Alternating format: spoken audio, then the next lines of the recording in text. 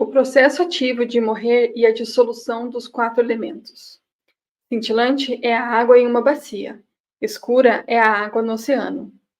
A pequena verdade tem palavras que são claras. A grande verdade tem grande silêncio. Rabindranath Tagore. Os orientais nos falam dos 4 elementos da natureza: terra, água, fogo e ar. Como parte da natureza, também somos feitos deles. Quando morrermos, ocorrerá a dissolução dos elementos que compõem o nosso corpo. Se pensarmos na dissolução da Terra, é mais ou menos óbvio que se trata da questão física, concreta, na pele. Ao longo do processo de doença, ela ocorrerá mais ou menos rapidamente a depender da agressividade da doença. O corpo começará a se desintegrar. Depois virá a dissolução da água. Biologicamente falando, a pessoa tende a ficar mais desidratada e fazer menos xixi. Diminui a produção de fluidos corporais, de secreções e enzimas do tubo digestivo e dos brônquios. As mucosas ficam mais secas. A medicina sabe hoje que é muito mais confortável para as pessoas morrerem levemente desidratadas. Normalmente, se o paciente for levado para uma UTI nessa etapa da degradação física, poderá alcançar um nível quase insuportável de desconforto. Isso ocorrerá porque a tendência dos médicos ignorantes sobre o processo ativo de morte é inundarem-no de líquidos, e as consequências serão muito catarro e pele muito inchada e dolorida. Os rins pararão de funcionar, porque esse é o momento de não produzir mais urina. Os rins respeitarão o processo de dissolução da água, mesmo que os médicos não o façam. Essa situação torna quase inviável uma morte natural.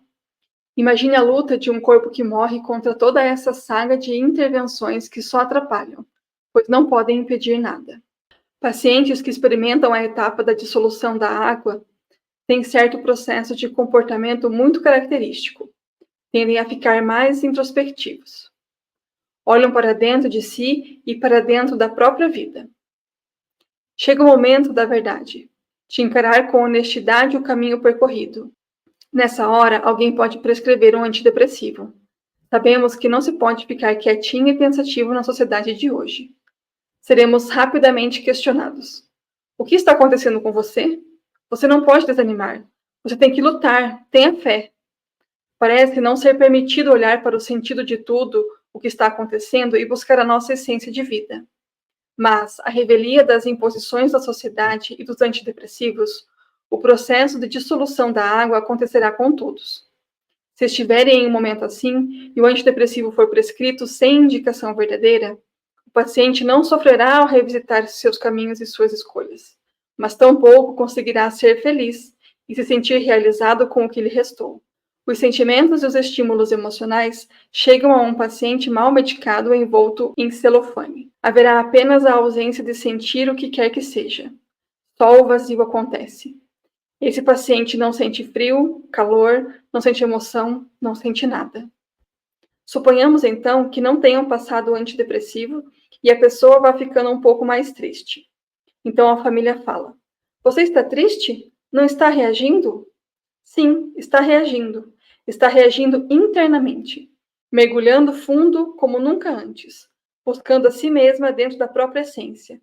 Porque nesse momento em que estará se aprofundando na própria essência, começa a dissolução do fogo. É desse aprofundar-se que o paciente emerge pleno. Na dissolução do fogo, cada uma das células tomará consciência de que o tempo está acabando, mas que ainda é tempo de vida. Sempre é tempo para ser o protagonista da própria vida.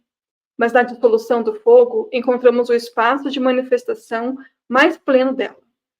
Estamos caminhando para o fim, mas agora o caminho fica mais belo e mais cheio de vida. Se cada uma das suas células percebe o fim, poderíamos pensar que haveria um caos de desespero, um estado de pânico celular e um colapso absoluto. Não, isso não acontece. Se tivéssemos sempre uma conexão com a nossa consciência celular, estaríamos vivendo o tempo inteiro em harmonia e equilíbrio. Quando cada uma das células se dá conta de que o seu tempo aqui está se encerrando, elas se esforçam por mostrar, pela última vez, seu melhor estado de funcionamento. Então, as células do seu fígado se tornam hepatócitos exemplares, as do seu pulmão incrivelmente hábeis em realizar as trocas gasosas, e as células do seu cérebro despertam, e aqueles neurônios todos que nunca foram usados acordam, e curiosos observam o cenário e dizem: deixem-me ver o que está acontecendo. De repente, todo o seu corpo funciona bem. O que então acontece com a pessoa? Ela funciona bem também. É a famosa visita da saúde, a melhora antes da morte, a bela força da última chama da vela. A dissolução do fogo traz para aquele ser humano que morre a oportunidade de perceber que veio a este mundo para ser humano. E essa pessoa tem a chance de mostrar ao mundo o motivo que a trouxe até aqui: amor. O que vejo na dissolução do fogo de quase todos os seres humanos de quem cuidei em seus tempos finais é que viemos para caminhar na amorosidade. Não importa quanto de lixo a pessoa carrega dentro de si. Na dissolução do fogo, o lixo será transformado em amor. Seja ela quem for, terá a chance de mostrar que o mundo é bom e melhor simplesmente porque ela existiu, existe. Se você conhece a criatura mais trash da face da Terra, olhe para ela e sorria com esperança. Ela terá uma chance incrível de ser alguém melhor na hora de morrer. Mesmo as pessoas que não morrem de morte anunciada, mesmo aquelas que morrem em acidentes ou com doenças fulminantes, quase sempre se diz que mostraram mudanças no comportamento pouco tempo antes de a morte acontecer. Diversas respostas chegam nesse momento da dissolução do fogo, e a pessoa tem e se permite a chance de amar, de ser amada, de perdoar, de pedir perdão, de falar muito obrigada. Se tiver consciência do que está acontecendo, ela se despede. Não há um tempo determinado para isso, pois cada um tem o seu tempo. Se, como médica, eu identifico isso e permito que o tempo vivenciado seja natural, assim como todo o processo, evito que o paciente receba intervenções desnecessárias. Esse processo de melhora complexa, de experimentar a amorosidade em plenitude, expressando a pessoa que se é em sua essência, mostrando a que veio nesta vida, é o tempo mais consciente do processo ativo de morte. Terminando a dissolução do fogo, o encontro verdadeiro com sua essência, a pessoa descobrirá o sagrado que mora no mais profundo espaço dentro dela. Nesse espaço mais profundo e sagrado está o sopro vital. O sopro vital corresponde ao elemento ar, que nos foi emprestado por Deus, ou pelo universo, para que realizássemos nossa missão na Terra. E, assim que a missão estiver concluída, deveremos devolvê-lo a quem nos emprestou. Começa então a dissolução do ar. Essa é a fase da agonia, processo que a maioria das pessoas vai chamar de morrer, porque a percepção real da morte iminente acontece somente na dissolução do ar. Até lá, o corpo está doente. Vamos atrás da medicina, vamos atrás dos tratamentos, fazer quimioterapia, fazer cirurgia, tomar remédio experimental, vender a alma, tomar passe, fazer tudo. Na dissolução da água existe a tristeza, que pode ou não ser atenuada pelo antidepressivo, mas acontece. Então, passamos pela fase de melhora, um tempo no qual a experiência de estar vivo parece plena. E entramos na fase de agonia. Teremos que devolver o sopro vital. E ele sairá pelo mesmo caminho por onde entrou. Virá a fase da agonia respiratória, em que a pessoa respira mal, rápido ou devagar, depois faz uma pausa, seguida de uma respiração profunda. Quem acompanha um paciente passando pelas dissoluções anteriores consegue manter sintonia com a pessoa que está morrendo. Na dissolução do ar, não, é diferente. Quando queremos entrar em sintonia com alguém, começamos a seguir, de maneira inconsciente, a respiração dela. Se essa pessoa está ansiosa, somos capazes de entrar em sintonia com ela e acalmá-la. Ou ela pode nos contaminar com sua ansiedade. Só que, na hora da morte, é impossível acompanhar a respiração da pessoa. Absolutamente impossível. Não há como entrar em sintonia se não estivermos morrendo também. Somos capazes de entrar em sintonia com as emoções do outro e até de modificá-las. Mas, no processo de morte, essa mágica deixa de ser possível. Ele se iniciou e vai terminar, seja na UTI, na enfermaria ou em casa.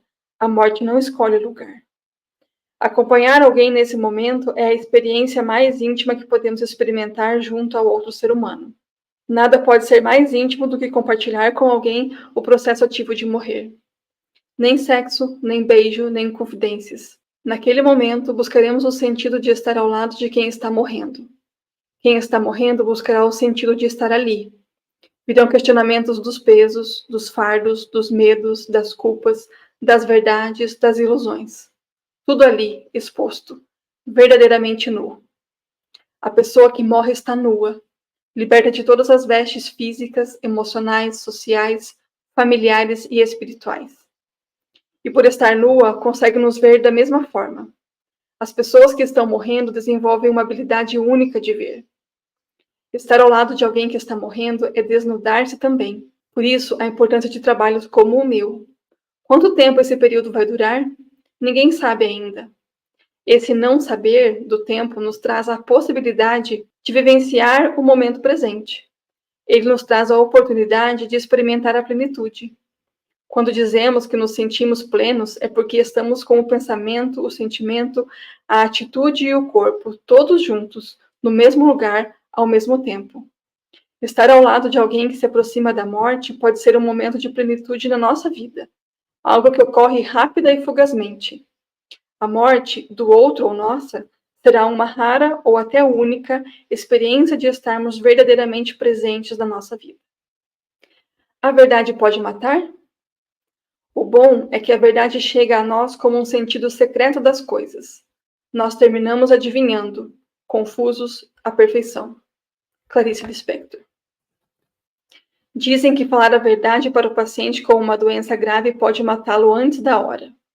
Essa é uma das maiores mentiras que ouço, e ouço quase sempre. Enfrento dilemas frequentes diante de familiares que me imploram para não falar a verdade sobre a doença dos meus pacientes, pois acreditam cegamente que a verdade fará com que fiquem deprimidos e morram antes da hora. Comportam-se como crianças que não querem abrir o armário com medo do monstro imaginário, sem se dar conta de que a casa está caindo e o armário vai ruir com a casa. O que mata é a doença, e não a verdade sobre a doença. Claro que haverá um momento de tristeza ao saber-se doente, gravemente doente. Mas essa tristeza é a única ponte até a vida em que pode ser vivida verdadeiramente, sem ilusões ou falsas promessas de cura. O que mata a esperança não é saber-se mortal, mas sim perceber-se abandonado. A palavra que mata é a palavra mal utilizada. Um dos maiores desafios que enfrento no dia a dia é convencer a família de que a pessoa doente tem o direito de conhecer sua condição de saúde. Em um artigo publicado em 2012, numa renomada revista científica, a Halt e colaboradores descrevem que as publicações de estudos com pacientes com doenças graves demonstram que a maioria dos adultos deseja que seu médico discuta informações prognósticas. Em uma pesquisa nacional americana, com 1.272 idosos, apresentados com uma variedade de cenários hipotéticos, a preferência em discutir o prognóstico com o médico aumentou com a diminuição da expectativa de vida. 11,4% na expectativa de vida de 20 anos, 55,8% na expectativa de vida de 2 anos e 83,5% na expectativa de vida de 1 mês. Em um estudo com 60 idosos brancos, chineses, latinos e afro-americanos deficientes, 75% gostariam que seu médico falasse com eles sobre prognóstico, se tivessem menos de 1 ano de vida. Os resultados foram semelhantes entre os grupos étnicos. Em outro estudo com 214 adultos com incapacidade e câncer avançado, doença pulmonar obstrutiva crônica ou insuficiência cardíaca congestiva, mais da metade dos indivíduos desejou discutir o prognóstico com seu médico. A conclusão deles nessa revisão de estudo foi bem clara. Os pacientes que têm um bom entendimento de seu prognóstico tendem a tomar decisões médicas diferentes daqueles que não têm esse conhecimento. O medo de discutir o prognóstico por ele supostamente poder provocar sentimentos negativos não é um motivo adequado para evitar discussões de notícias ruins. Há evidências crescentes de que a preparação inadequada para a morte leva a maus resultados de luto familiar, inclusive depressão, sentimento de arrependimento e tristeza complicada. Quanto menor a expectativa de vida, maior a capacidade de querer saber a verdade sobre o seu tempo. Lidemos com isso. Quando perguntam em uma aula quem gostaria de saber a verdade sobre ter uma doença grave, a maioria levanta a mão dizendo que sim. Então eu aviso. Conversem com seus filhos, seus amigos, sua família sobre esse desejo, porque na hora que migrarmos para a condição de doentes, nossos filhos, nossos amigos, nossos pais e quase todos à nossa volta nos considerarão incapazes de viver o que precisamos viver. Todos esses que nos amam e que pensam poder nos proteger do sofrimento forçarão os médicos a compartilhar desse silêncio. E mesmo em grande sofrimento, todos nos dirão que não temos nada, que nossa saúde é ótima e que nada do que sentimos de errado em nosso corpo é grave. Mas o corpo não mente. O corpo nos diz, às vezes sussurrando e às vezes gritando: tem alguma coisa errada e muito ruim acontecendo. Então pensaremos: como é possível que eu não tenha nada? Sinto uma dor horrível, estou emagrecendo, é cada vez mais difícil ser eu mesmo. Como é que eu não tenho nada? Quando estamos em um momento assim e as pessoas ao nosso lado não foram preparadas para estar ali, arma-se uma grande encrenca. As famílias pensam que poupam seus amados quando mentem, sem saber que seus amados também mentem para poupá-los. Na minha rotina, os pacientes conversam comigo sobre sua finitude de maneira aberta e clara. Falamos sobre pontos muito tensos da trajetória da doença. Falamos até dos desejos sobre o funeral. Mas quando esses mesmos pacientes falam com suas famílias, especialmente com a parte da família menos preparada para a sua morte, eles fantasiam tudo. Falam dos planos de viagem, dos jantares, das festas que virão nos próximos anos. Parecem negar a realidade da doença, mas na verdade negam a possibilidade de conversar sobre isso, pois duvidam que seus familiares sejam capazes de tolerar o assunto. Quando dou ao paciente a chance de saber sobre a gravidade de sua condição, a verdade dá à pessoa a oportunidade de aproveitar o tempo que lhe resta de maneira consciente, assumindo o protagonismo de sua vida, de sua história. Ao poupar alguém da verdade, não estamos necessariamente fazendo o bem àquela pessoa. Não poderemos poupá-la da própria morte. Não poderemos salvá-la daqueles momentos difíceis em que será preciso estar em si mesma. Quando, na proximidade da morte, poupamos um ser humano da consciência de suas urgências, da importância do tempo de estar vivo antes de morrer, não conseguimos interromper o processo de morrer. Conseguimos privá-lo de viver.